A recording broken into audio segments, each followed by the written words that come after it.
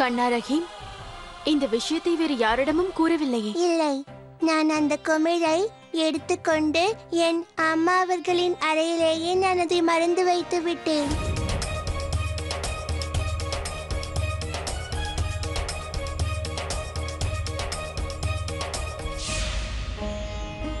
நான் உண்மையாகத்தான் கூறுகிறேன் சின்னம்மா, நான் அதை விளையாட்டிற்குத்தான் எடுத்தேன்.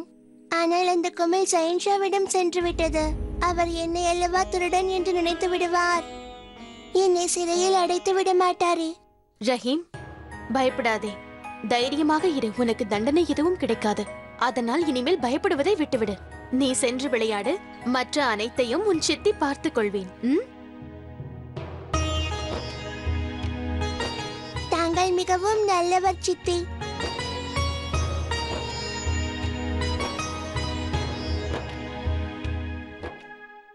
இவன் சரியான குறும்புக்காரன். அவனிடம் என்ன பேசிக் கொண்டிருந்தீர்கள்? மோதி, என்னவாயிற்று ஜோதா? ஏன் இவ்வளவு பதற்றம்? ஷஹன்ஷாவிடம் இருந்த குமிழ் எங்கிருந்து வந்தது என்று கண்டுபிடித்து விட்டேன். எங்கிருந்து? சலீமா பேகமின் அறையில் இருந்து. சலீமா பேகமா? சலீமா பேகமா ருக்கையாவிற்கு விஷத்தை கொடுத்தார்கள்?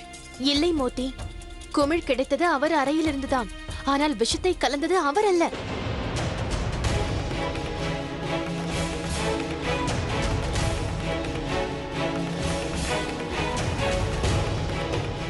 மகாமங்கா மீது முதலிருந்து எனக்கு சந்தேகம். திருமணத்திற்கு அவர்கள் கொண்டு வந்த வஸ்திரத்தை தாங்கள் எரித்ததிலிருந்தே தங்கள் மீது அவர் கோபமாக இருக்கிறார். ஆதம் கானை காப்பாற்ற மதுரா அனுப்பிவிட்டு என் மீது பழி சுமத்தினார். தாங்கள் தான் என்னை காப்பாற்றினீர்கள். இப்பொழுது ஷஹன்ஷாவின் உறவுகளை துண்டிப்பதற்காக அவருக்கு பிறக்கவிருந்த வாரிசையை அழித்து விட்டார். இவர் பெண்ணா இல்லை பேயா? ஷஹன்ஷா இவர்களை தாயை போல் மதிக்கிறார். அவருக்கே ரஹீம் ஏன் இதையெல்லாம் ஷஹன்ஷாவிடம் சென்று கூறவில்லை? ரஹீம் சிறு குழந்தை மோதி, அவனுக்கு இதெல்லாம் எவ்வாறு புரியும்? குமிழில் இருந்தது விஷம் என்று அவன் பயப்படுவது மகா மங்காக்கல்ல. ஷஹன்ஷா தன்னை திருடன் என்று நினைப்பாரோ என்று பயப்படுகிறான். பிறகு தாங்களாவது ஷஹன்ஷாவிடம் சென்று கூற வேண்டியதுதானே? இல்லை மோதி, என்னால் கூற முடியாது. ஏன் கூற முடியாது? தங்கள் மீதும் தங்கள் குடும்பத்தின் மீதும் இவ்வளவு பெரிய பழி சுமத்தி இருக்கிறார். பிறகு ஏன் கூற மாட்டேன் என்கிறீர்கள்? அதற்கு காரணம் இருக்கிறது. முதல் காரணம், ரஹீம் ஒரு குழந்தை. ரஹீம் கோரியதால் மகா மங்காவை குற்றவாளி என்று கூற முடியாது. இரண்டாவது காரணம், மகா மங்கா தந்திரமிக்க சூழ்ச்சிக்காரி. அவர் எந்த சாட்சியையும் விட்டு வைத்திருக்க மாட்டார். வெறும் அந்த குமிழை சாட்சியாக வைத்துக் கொண்டு மகா மங்காவை குற்றவாளி என்று நிரூபிக்க முடியாது. மூன்றாவது, ஷஹன்ஷா மற்றவர்களை விட மகா மங்காவிற்கு அதிக உரிமை கொடுத்துள்ளார். நம்மிடம் போதிய ஆதாரங்கள் இல்லாமல் அவர் மேல் குற்றம் சுமத்தினால் பிறகு நாம் தான் பழி வாங்குகிறோம் என்று நினைப்பார். அவ்வாறென்றால் இதை தாங்கள் ஷஹன்ஷாவிடம் சென்று கூறப் போவதில்லை? கூறுவேன், ஆனால் இப்பொழுதல்ல. சரியான சாட்சி கிடைத்த பிறகுதான் கூறுவேன். என் மீதும் என் குடும்பத்தினர் மீதும் பழி சுமத்திய அந்த மகா மங்காவை என்னால் மன்னிக்க முடியாது. அவர் எங்களுக்கு செய்த கொடுமைகளை மறக்கவும் முடியாது. ஷஹன்ஷாவின் முடிவால் என் தங்கையின் வாழ்க்கையும் அழிந்து விட்டது. இந்த சம்பவத்தை என்னால் என்றும் மன்னிக்கவே முடியாது. எனக்கு ஷஹன்ஷாவை பற்றியும் பயமில்லை, தண்டனை பற்றியும் கவலை இல்லை. நான் மகா மங்கா செய்த சூழ்ச்சியையும் அவருடைய திட்டத்தையும் அனைவர் முன்பும் வெளியில் கொண்டு வருவேன். அதுவும் முழு சாட்சியோடு நிரூபிப்பேன். ஏனென்றால் அவள் தப்பித்து போக வாய்ப்பு தரமாட்டேன். அதோடு ஷஹன்ஷா மறுபடியும் இன்னொரு தவறான முடிவை எடுப்பதையும் நான் விரும்பவில்லை. நம்முடைய நலனுக்காக நாம் ஜுவான்பூர், குவாலியர், வங்காள நலனை பற்றி சிந்திக்க வேண்டும். ஏனென்றால் இவை அனைத்தும் நமது ராஜ்யத்திற்கு முக்கியமானவை. அதை பற்றிய முடிவுகளை நான் விரைவில் கூறுகிறேன். அதற்கு முன்பாக தாங்கள் மற்ற இடங்களில் நிலைமை சீராக இருக்கிறதா என்று பாருங்கள். விஷயம் என்னவென்றால், ஷஹன்ஷா அவர்களுக்கு வெற்றி உண்டாகட்டும். ராஜா பார்மல் அவர்கள் தங்களை சந்திக்க அனுமதி கேட்கிறார். சரி, அவரை உள்ளே வரச் சொல். அப்படியே ஆகட்டும்.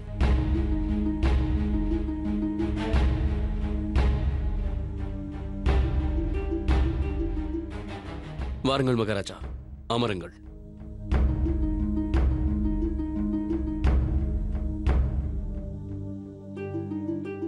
கூறுங்கள், மாளிகையில் தங்களுக்கு எந்த அசௌகரியமும் ஏற்படவில்லையே? இல்லை, தங்கள் உபசரிப்பு அருமை.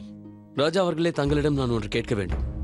நான் கூறப்போவதை தாங்கள் தவறாக எண்ண மாட்டீர்கள் என்று நம்புகிறேன். சில நேரங்களில் ஷஹன்ஷாவால் ராஜ்யத்தின் நலனிற்காக சில கடினமான முடிவுகளை எடுக்க வேண்டியிருக்கும். தங்கள் பிள்ளைகளுக்கு ஏற்பட்ட அரைக்காவலும் அதே போல்தான் நடந்தது. எனக்கு நம்பிக்கை இருக்கிறது, நடந்த அந்த விஷயங்களை தாங்கள் தவறாக எடுத்துக்கொள்ள மாட்டீர்கள் என்று. ஒரு மகாராஜாவாக தங்களை சந்திக்க வரவில்லை. ஒரு மாமனாராக மருமகனை பார்த்து சில விஷயங்களை பகிர்ந்து கொள்ள வந்திருக்கிறேன். தங்கள் உணர்வுகளை இது காயப்படுத்தாது என்று நம்புகிறேன். சரி, கூறுங்கள். தங்கள் மாப்பிள்ளை அதை கேட்க தயாராக இருக்கிறார். தங்கள் மானத்தை காக்க ராஜபுத்திரர்கள் வருங்கால சம்பந்திகளை கூட எதிர்ப்பார்கள். ஆனால் அதே ராஜபுத்திரர்கள் தங்கள் மானத்தை காக்க தங்களை எதிர்க்கவும் தயங்க மாட்டார்கள். நிரபராதியான என் பிள்ளைகள் மீது தாங்கள் குற்றம் சுமத்தியதாக எனக்கு தெரிந்த உடனேயே நானும் வாளை எடுத்திருப்பேன். ஏனென்றால் நாங்கள் மானத்தை உயிராக நினைப்பவர்கள். ஆனால் என்னை நானே கட்டுப்படுத்திக் கொண்டேன். ஏனென்றால் தங்களிடம் இருப்பதை விட என்னிடம் சேனைகள் குறைவாக இருப்பதால் அல்ல. ஏனென்றால் உறவுகளை எதிர்த்து வாளை எடுக்கக்கூடாது என்பதற்காகத்தான். இந்த சம்பந்தம் ஆக்ராவையும் ஆமீரையும் இணைக்கும் சம்பந்தம். நாங்கள் மகனை விட மருமகனை அதிகமாக மதிப்போம். சொந்த மகனைப் போல் அன்பு பாராட்டுவோம். அப்போதுதான் அந்த உறவுக்கு பாலமாக அன்பு நிலைத்திருக்கும். ஆனால் அந்த அன்பையே தாங்கள் எங்களது பலவீனமாக கருதக்கூடாது. தாங்கள் ஷெகன்ஷா, தங்களுடைய முன்சிஃபாக இருப்பதனால் தங்கள் ஆணையை ஏற்பது எங்களுடைய கடமை. தங்களின் விசுவாசத்தின் மீது எனக்கு துளி கூட சந்தேகம் இல்லை மகாராஜா. அதேபோல் தாங்கள் உறவுகளை மதிப்பதிலும் எனக்கு எந்த சந்தேகமும் இல்லை. அதனால் தான் நான் முன்பே கூறினேன், ஒரு ஷெஹன்ஷாவாக நான் எடுத்த கடினமான முடிவுதான் இது. தங்களின் மருமகன் நிச்சயமாக கொடூரமானவன் அல்ல. எனக்கு நன்றாக புரிகிறது. அதனால்தான் நான் தங்களிடம் ஒன்றை கூற வந்திருக்கிறேன். கூறுங்கள். ஒரு சாதாரண மனிதன் இவ்வாறு செய்தால் அதை எவரும் கண்டுகொள்ள மாட்டார்கள். ஆனால் அதையே ஒரு ராஜா செய்தால் அது சரித்திரமாகி விடுகிறது. எனக்கு பயமாக இருக்கிறது. எனது பிள்ளைகள் நிரபராதிகளாக இருந்தும் கூட அவர்களை இவ்விதம் தண்டித்தது ஒருவேளை சரித்திரத்தில் இடம்பெற்றுவிட்டால் பிறகு தாங்களும் ஜோதாவும் தான் அதற்கு பொறுப்பேற்க வேண்டும். இந்த தவறை திருத்திக் கொள்வதற்கு நான் என்ன செய்ய வேண்டும் ராஜா அவர்களே? அரசருடைய ஒவ்வொரு வார்த்தையும் பாறையில் வடிக்கும் எழுத்தை போன்றது. அதனால் தாங்கள் மக்களின் கவனத்தை அதிலிருந்து திசை திருப்ப வேண்டும் என்றால் அதன் பக்கத்தில் அதைவிட பெரிதாக எழுத வேண்டும். தாங்கள் செய்த தவறை திருத்திக் கொள்ள, நீதியை நிலைநாட்ட குற்றவாளிகளை அடையாளம் காண வேண்டும். அப்போதுதான் நீதிக்கு முன்பு தாங்கள் செய்த தவறு அடியோடு மறைந்துவிடும். நீங்கள் எனது மருமகன். நான் விரும்புவது என்னவென்றால் இந்த உலகமே தங்களை நீதிமான் என்று பெருமையோடு அழைக்க வேண்டும்.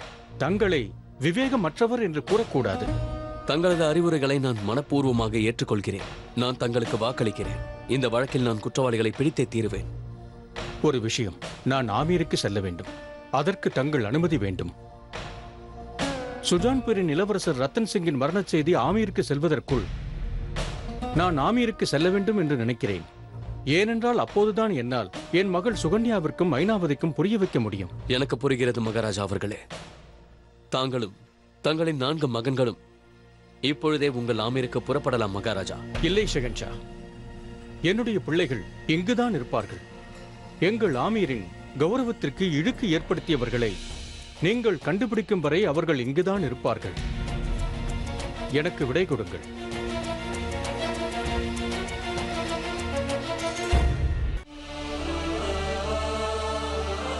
தங்களை வரவேற்பதற்கு மீண்டும் எனக்கு ஒரு வாய்ப்பு கிடைக்கும் என்று நான் நம்புகிறேன். உங்களுக்கு துணையாக நிற்க வேண்டும் என்று நானும் மனதார விரும்புகிறேன்.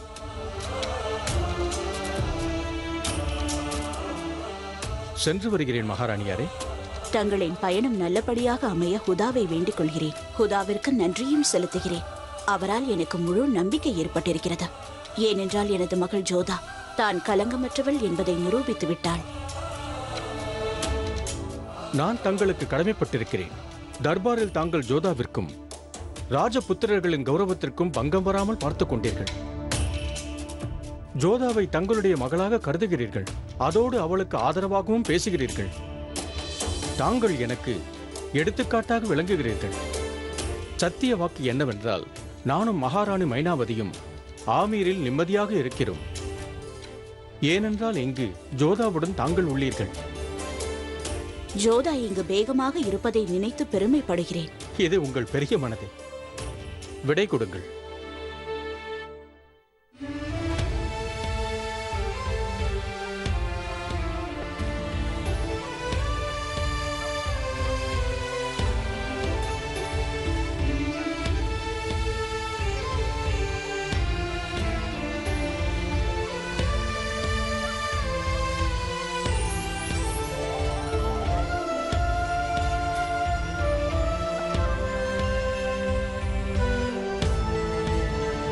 மோதி, இங்கு ஷெஹன்ஷா இருக்கிறார், மந்திரிகளும் அத்தையும் இருக்கிறார்.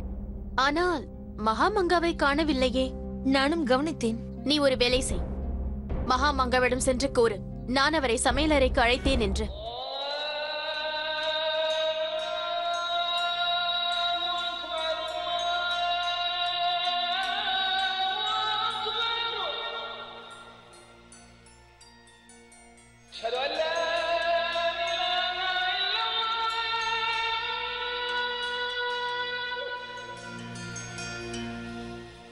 மகா மந்திரியாரே, பார்மல் மகாராஜாவை ஷெகன்ஷாவை வழி அனுப்பி வைத்தாராம். அதனாலா தங்களுக்கு இது ஆச்சரியமாக இல்லை? ஷெகன்ஷா சிலரை மட்டுமே கௌரவமாக நடத்துவார். அதோடு அவர் ஒரு ஷெஹன்ஷா. சாம்ராஜ்யத்தையும் பிரஜைகளையும் பார்த்துக் கொள்ள வேண்டியது அவருடைய கடமை. பேரம் கான் இறந்த பிறகு இது போன்ற விஷயங்களில் ஜலால் பழகிக் கொண்டார். வணக்கம் மகாமங்கா. சொல். அது ஜோதா தங்களிடம் ஒன்றை தெரிவிக்க சொன்னார். தங்களை சமையலறைக்கு வருமாறு அழைத்தார். போதும், நிறுத்து. உனது நிலையை நீ மறந்து விட்டாயா தாசி? யாரிடம் பேசுகிறோம் என்பதை மறந்து விட்டாயா? உயிருடன் உன்னை சமாதி கட்டி இருக்க வேண்டும். அமைதியாக இரு ரேஷம். இதில் இவளுடைய தவறு எதுவும் இல்லை. இவள் வெறும் ஏவப்பட்ட அம்புதான். ஜோதா பேகமின் கட்டளையை இவள் நிறைவேற்றுகிறாள். ஜோதா பேகமே அழைத்த பிறகு இந்த சாதாரண சேவையை சென்றுதானே ஆக வேண்டும், இல்லையா மோதி? மோதி அவர்களை நீங்கள் செல்லுங்கள், நான் வருகிறேன். வால் அருந்த பிறகும் அதனுடைய ஆட்டம் அடங்கவில்லையே. அந்த ஜோதாவின் திமிர் சற்றும் அடங்கவில்லையே. நீ அறிய மாட்டாய் ரேஷம். குதா நினைத்தால் குதிரையும் கழுதையாகுமாம். ஜலால் தனது காவலில் இருந்து ஜோதாவை விடுவித்து விட்டார் அல்லவா? பிறகு ஆடத்தானே செய்வாள். ஜோதா பேகம் அல்லவா? ஆனால் நானோ முகலாய சாம்ராஜ்யத்தில் ஒரு சாதாரண சேவகி. செல்லாமல் இருக்க முடியுமா? வாருங்கள். நீ வேண்டாம் ரேஷம், வேண்டாம். என்னை மட்டும்தான் வர சொல்லி இருக்கிறாள். அதனால் நான் மட்டுமே செல்கிறேன். நான் சென்று தெரிந்து கொள்ள வேண்டும் அல்லவா? என்னுடன் அப்படி என்ன ஜோதா பேகமிற்கு வேலை இருக்கிறது என்று. மகாமந்திரியாரே,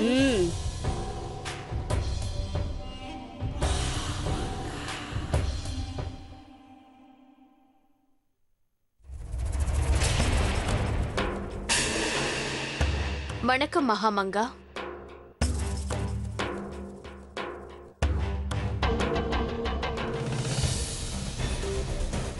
இந்த குமிழை வைத்து ஜோதா என்ன செய்து கொண்டிருக்கிறாள்?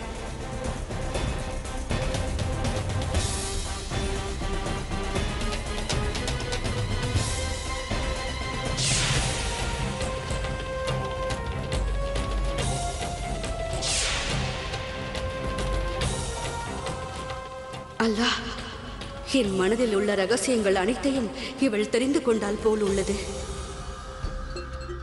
குங்குமப்பூவில் சாறை கலக்குகிறேன்.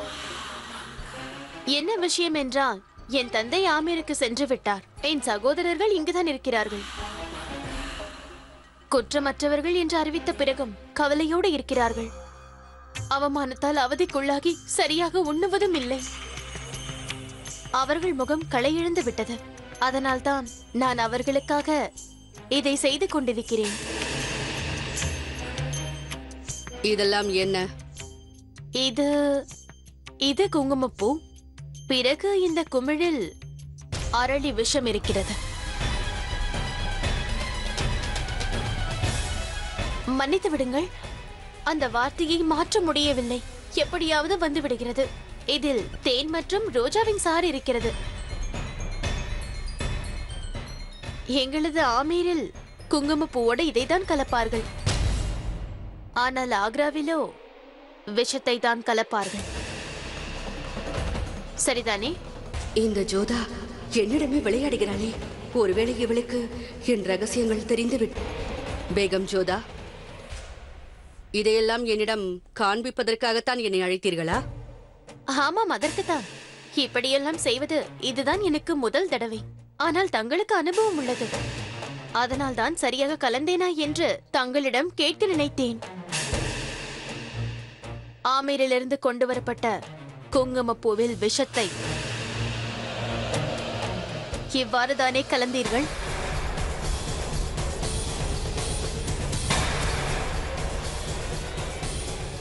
மகாமங்கா, ஆமீரிலிருந்து கொண்டு வரப்பட்ட குங்குமப்பூவில் விஷத்தை கலந்தது நீங்கள் என்று அறிவேன். பேகம் ஜோதா, என்ன விளையாட்டாக பேசுகிறீர்கள்? ஆனால் இந்த விவகாரம் விளையாட்டு அல்ல. அதை நான் அறிவேன். இது நியாயத்தை பற்றிய விஷயம். ஷெஹன்ஷாவினுடைய பேகங்களுக்கு நியாயத்தை பேசுவதற்கு உரிமை இல்லை. இந்த உரிமை ஷெஹன்ஷாவிற்கு மட்டும்தான். நானும் அதையே தான் கூறுகிறேன். அதை ஷெஹன்ஷா வழங்க வேண்டும். ஆனால் அதை அவர் இன்னும் செய்யவில்லை. நியாயம் வேண்டுமா தங்களுக்கு? வாருங்கள், இப்பொழுதே நாம் இருவரும் ஷெஹன்ஷாவிடம் செல்லுவோம். தங்களுக்கு நியாயம் கிடைக்கும். வாருங்கள். நன்றாகவே என் முன் நடிக்கிறீர்கள். தங்களுடைய இந்த நடிப்பு திறமையை ஷெஹன்ஷாவிடம் நடித்து காட்டுங்கள். எனக்கு அது கடினமான ஒன்றல்ல. வாருங்கள்.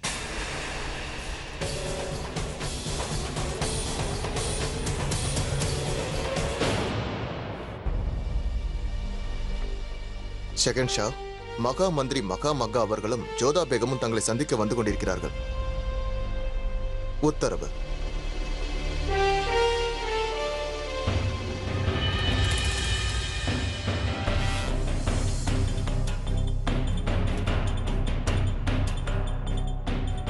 நீங்கள் இருவரும் சேர்ந்து வந்தது எனக்கு ஆச்சரியமாக இருக்கிறது. நாங்கள் ஏன் இங்கு வந்தோம் என்பதை தாங்கள் கேள்விப்பட்டால் இன்னும் ஆச்சரியப்படுவீர்கள்.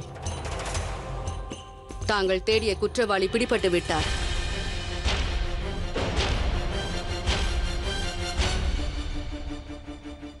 யார் அந்த குற்றவாளி பெரியம்மா? எனக்கு அந்த பெயரை கூறுங்கள். எனது வாழ் அவரது ரத்தத்தை பார்க்க காத்துக் கொண்டிருக்கிறது. ருக்கையாவிற்கு குங்குமப்பூவில் அரளி ரசத்தை கலந்து கொடுத்தது அந்த குற்றவாளி தங்கள் முன்புதான் நிற்கிறார்.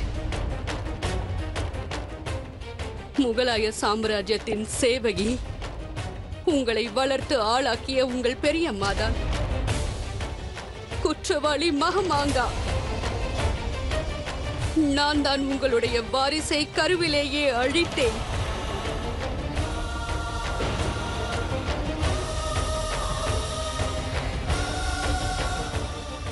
என்ன? இல்லை, அப்படி இருக்க முடியாது பெரியம்மா. ஜலால், ஷெஹன்ஷாவோ அவருடைய பேகமோ எது கூறினாலும் அது உண்மையாகிவிடும். இன்று வரை அதுதான் நடக்கிறது. இன்று வரை ஷெஹன்ஷாவோ அவருடைய பேகமோ எது கூறினாலும் அதை கட்டளையாக ஏற்று செயல்படுத்தி வருகிறேன். ஹுமாயூன் ஷெஹன்ஷா அவர்கள் என்னை முகலாய சாம்ராஜ்யத்தின் சேவகி என்றார். நான் அதை ஏற்றுக்கொண்டேன். தாங்களோ என்னை பெரியம்மா என்றீர்கள். அதையும் ஏற்றுக்கொண்டேன். இப்பொழுது ஜோதா பேகம் என்னை உங்களுடைய வாரிசை கொன்றவள் என்கிறார்கள்.